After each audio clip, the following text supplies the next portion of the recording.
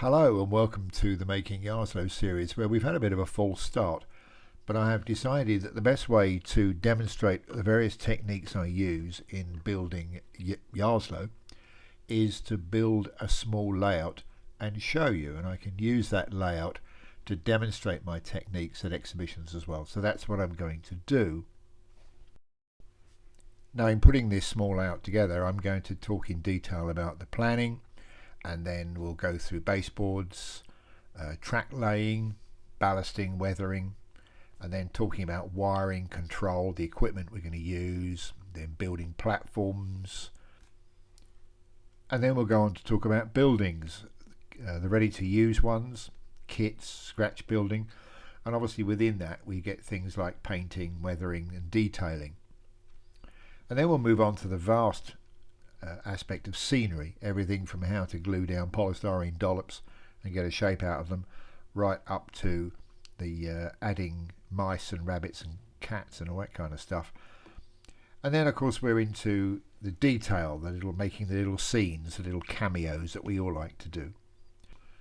I'm going to talk a bit about what I call prototypicality, that is all the things that are on the layout that make it look like it's real. Even if the place you're modelling doesn't exist, it should look like it would have looked like had it existed, if you get what I mean. So we've got to make it look like a proper railway. So that's prototypicality. And we can throw in a little whimsy if we want, a little humour. I haven't got a problem with that. And we'll finish off with operation, which is a key point.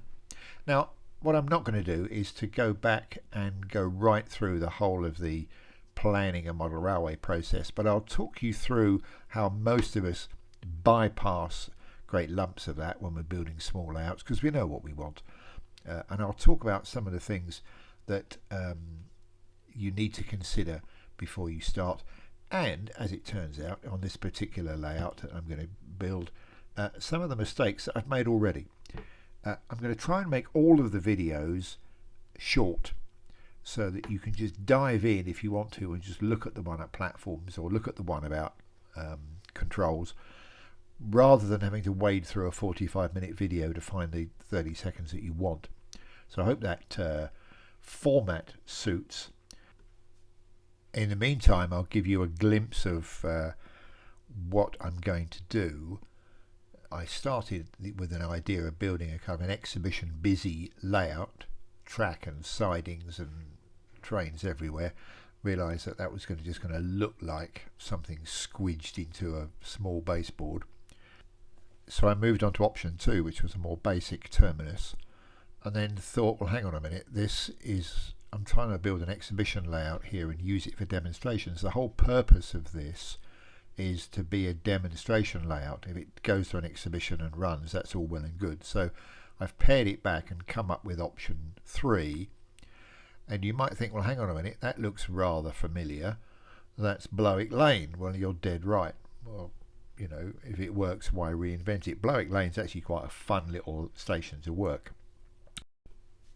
But for now, that's all I'm going to say, other than the next video, the short video, is going to be on the way I build baseboards.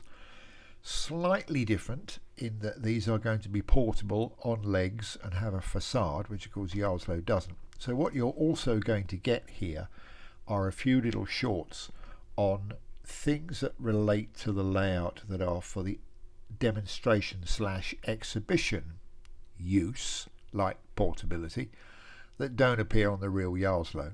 So we've got kind of making Yarslow, and then in brackets we've got making Yarslow portable, close brackets. I hope all that makes sense. I'm sure it will as time goes on. We'll talk about baseboards next. I'll see you soon.